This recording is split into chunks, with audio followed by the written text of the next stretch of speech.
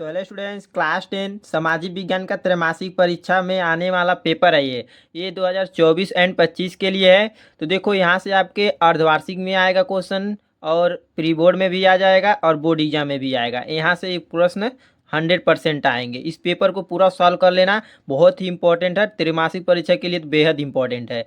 इसको मैं पूरा सॉल्व कराऊंगा, आप लोग अच्छे से देख लीजिएगा और ठीक है, पूरा लास्ट तक देखिएगा, तभी आपको ये सारी चीज़ें समझ में आएंगी। चलिए इसको हम सॉल्व कराते हैं, और हो सके तो वीडियो को लाइक कर दीजिएगा। अगर आप क्लास 10 की तैयारी कर रहे हैं तो भी चैनल को भी सब्सक्राइब कर लीजिएगा। तो देखो यहाँ पर समय 3 घंटा है, ठीक। तो विषय कौन सा है? सामाजिक विज्ञान। तो ये प्रश्न पत्र 2 खंडों में है, क व ख विभाजित हैं। तो खंड क में क्या है? बहुविकल्पी प्रश्न है, तथा खंड ब में क्या है? वर्णनात्मक प्रश्न है। तो वर्णनात्मक आपको लिखना रहता है, और बहुविकल्पी प्रश्न में क्या है? गोला जो टिक करना, वो मार्क करना होगा। तो देखो, तो खंड क में हम देखते हैं, सही विकल्प छांटकर अपनी उत्तर पुस्तिका में लिखिए, ठीक। तो देखो पहला क्या है? नेपोलियन का संबंध किस देश से था? तो किस देश से था संबंध? फ्रांस से था। आपको पता चल रहा है ना, मैं पेंसिल से टिक कर रहा हूँ, ठीक है।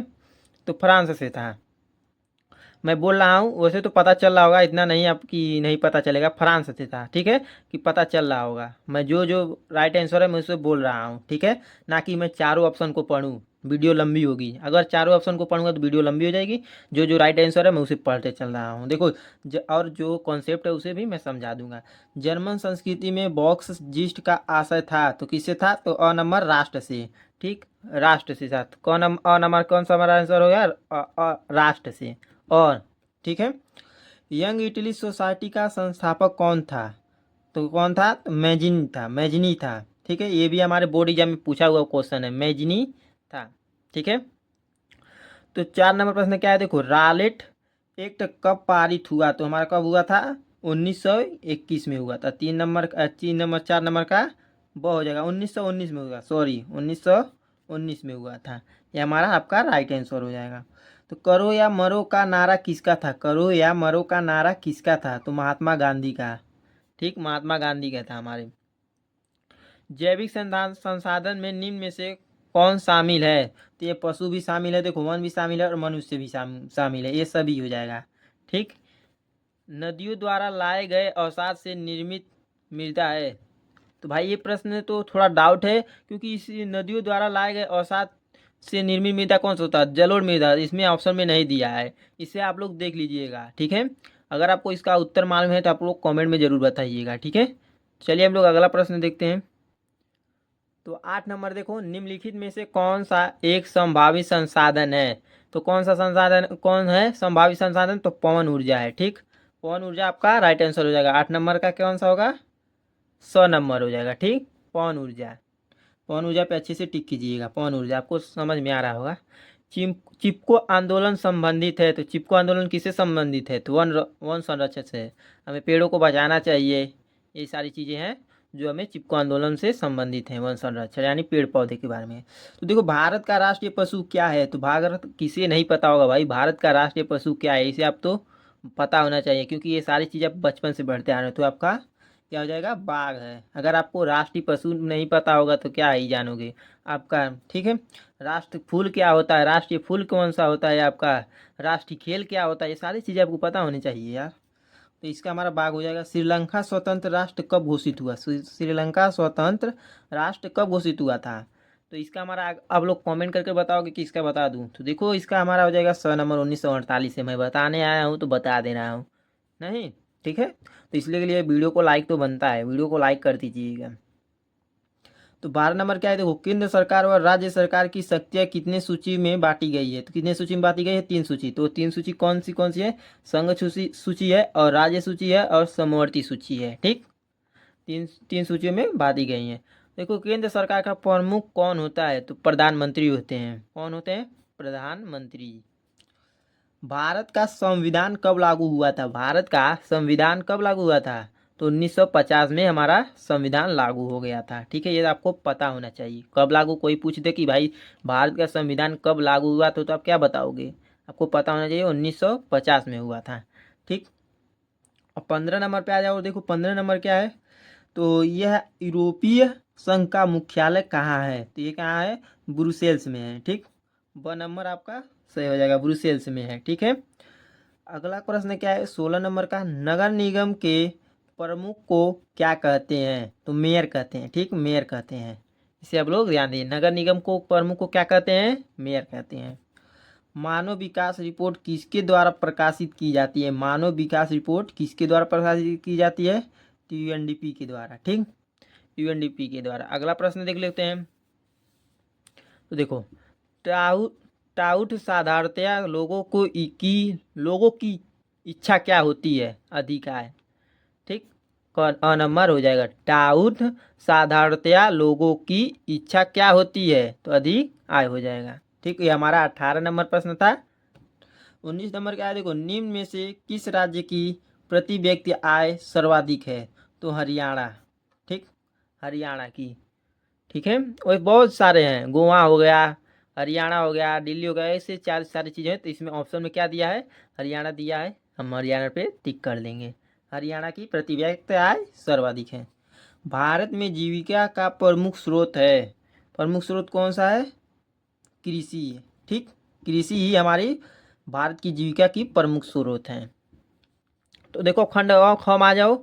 वर्णनात्मक प्रश्न में क्या है? देखो, तो जर्मनी के एकीकरण की प्रक्रिया का वर्णन कीजिए। या देखो, पहला प्रश्न दिया है, इसमें चाहे ये वाला करो चाहे ये करो, दोनों में से आपको एक करना है। ठीक, जो आपको कितने नंबर मिलेंगे? 4 नंबर मिलेंगे। ये वाला प्रश्न आपके बोर्ड एग्जाम से डिस्ट्रिक्ट से बेहद ही इंपॉर्टेंट है। यहाँ पर भी इसे इंपॉर्टेंट लगा लेना। ये आपके बोर्ड एग्जाम में पूछा हुआ प्रश्न है। भारत में अप्रत्यक्ष लोकतांत्रिक प्रणाली को क्या अपनाया गया? अथवा में चाहे बांगर व खादर में अंतर बताइए। दोनों में से आपको एक करना है। 4 नंबर आपका फिक्स है। तो देख सकते हो तीसरा नंबर क्या है? एक संगठित क्षेत्र क्या है? इसके कोई 3 लाभ लिखो। या भारतीय कृषि की कोई 3 विशेषताएं लिखिए। ये सारे आपको आने चाहिए। 4 नंबर यहाँ पर भी आपके मिल जाएंगे। ठीक, ये भी आपका अथवा में ही दिया है। चाहे इसे करो चाहे उसे करो, ये वाला करो। ये भी हमारा इंपॉर्टेंट है, इसे भी आप लोग लगा लीजिए। मैं बता रहा हूँ ना, ये सारी चीज़ें आपको सॉल्व कर लेना है। आपको त्रैमासिक में भी काम आएगा और प्री बोर्ड में भी, अर्धवार्षिक में, बोर्ड एग्जाम में तो आना ही है। तो पूना पैक्ट पर किसके हस्ताक्षर हुए थे? उसकी 2 शर्त लिखिए। ठीक, या आप राष्ट्रीय उद्यान क्या है? दोनों में से कोई एक करो। अब आ जा रहा है हमारा दीर्घ उत्तरी प्रश्न। हमारा कौन सा था? लघुत्तरी नहीं, हाँ लघुत्तरी ही था। अब दीर्घ उत्तरी प्रश्न पे आ जाओ। ठीक है, अब इधर भी है। देखो, तो दीर्घ उत्तरी हमारा यहाँ पर लघुत्तरी नहीं लिखा है इसमें। ये हमारा लघुत्तरी प्रश्न 4 नंबर में आता है। तो ये हमारा लघुत्तरी प्रश्न था। तो 5 नंबर का देख लो, जो हमारा दीर्घ उत्तरी प्रश्न है। यूरोप में राष्ट्रवाद के उदय में जर्मनी एवं इटली के एकीकरण का योगदान बताइए। ठीक, भारत में राष्ट्रवाद के उदय के प्रमुख कारण क्या थे? उसको लिखना है। अथवा में करके देखो भाई कि फुल बना दिया है सब। चलो कोई बात नहीं, ये बहुत इंपॉर्टेंट पेपर, इसे सॉल्व कर लीजिएगा। ये हमारे 2024 एंड 25 में आने आया हुआ पेपर है। ये क्या आया हुआ पेपर? ठीक है, ये नहीं कि नहीं आया हुआ है, मैंने खुद से नहीं, आया हुआ पेपर है 2024-25 के लिए। भूक्षरण से आप क्या समझते हैं? इस रोकने के लिए कोई 4 उपाय बताइए। ठीक है, जो हमारा 6 नंबर का आएगा। यहाँ पर भी देख सकते हो, ये भी हमारा 6 नंबर का आएगा। यहाँ पर 6 नंबर और ये भी 6 नंबर। देखो यहाँ पर देखो, इसमें लघुत्तरी में कितने नंबर का आ रहा है? 4 4 8 12 और 16 नंबर के आ रहे हैं। ठीक, यहाँ पर भी 6 6 12। ठीक, यहाँ पर देखो 12 6 18 18 6 24 नंबर का यहाँ हमारा दीर्घ उत्तरी प्रश्न आ रहा है। तो ये भी देख लो। राजस्थान में जल अभाव की समस्या से निपटने के लिए विभिन्न तरीकों पर विचार विमर्श कीजिए। मैंने यहाँ पर भी 8वां में दिया है, पीछे जो दिया था 8वां में करके, वो वाला क्वेश्चन है। तो शासन के विभिन्न अंगों के बीच सत्ता का विभाजन किस प्रकार से होता है? स्पष्ट कीजिए। भारत में स्थानीय स्वशासन की किन 3 गुणों एवं समस्याओं का उल्लेख कीजिए। ठीक, जो आपको कोई एक करना है। 6 नंबर आपके फिक्स हैं। मानव विकास सूचकांक क्या है? इसे भी आपको इम्पोर्टेंट लगा लेना, ये भी इम्पोर्टेंट है, आपके बोर्ड एग्जाम में पूछेगा। ये मैं पेंसिल से लिख रहा हूँ, आपको दिख नहीं रहा होगा क्योंकि ये दूसरे का पेपर है। अगर उस पेपर पे मैं पेन चला दूंगा तो कहेगा कि भाई ये क्यों क्या किया है, पेन क्यों चलाया, गोजे क्यों हो, वो बोलेगा। क्योंकि मैं उससे लाया हूँ, उसका पेपर हो चुका है इसलिए। असंगठित क्षेत्र में के श्रमिकों की समस्या का विवेचना कीजिए। ठीक है, अथवा में ऐसे कर को लिखो चाहे वाला करो। अब आ जा रहा है हमारा मानचित्र कार्य। ठीक, अब मानचित्र कार्य क्या है? तो देख सकते हो, निम्नलिखित स्थानों को दिए गए भारत के मानचित्र में चिन्ह द्वारा दर्शाइए और उनके नाम भी लिखिए। सही नाम और सही स्थिति चिन्ह के लिए आधा आधा अंक निर्धारित। मतलब आप सही नाम लिखोगे और सही चिन्ह से दर्शाओगे सही स्थान पर, तभी आपको पूरा नंबर मिलेंगे।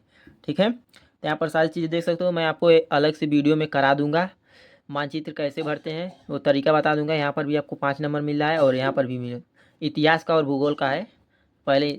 ठीक है, इतिहास और भूगोल का आपको पता होगा आता है। तो देखो ख नंबर में आ जा रहा है, भारत के मानचित्र पर निम्नलिखित को दर्शाइए। मतलब कौन सा क्या है, देखो बोकारो, बोकारो स्थिर संयंत्र, मतलब ये कहाँ पर है, यहाँ पर आपको मैप में दर्शाना रहता है। ठीक है, तो सारी चीज़ें आप दर्शाएंगे तो अब आपको 10 नंबर मिलेंगे। ठीक है, वो स्थान जहाँ भारतीय राष्ट्रीय कांग्रेसन की स्थापना हुई, अगर आपको मालूम है तो कमेंट में जरूर बताएं। बहुत ही आसान है, अगर आप पढ़े हो तो आप लोग बता दो। ठीक है, तो अगर वीडियो पसंद आई तो वीडियो को लाइक करके चैनल को सब्सक्राइब कर लीजिएगा। मिलते हैं ऐसे किसी नेक्स्ट वीडियो में, तब तक के लिए जय हिंद, वंदे मातरम।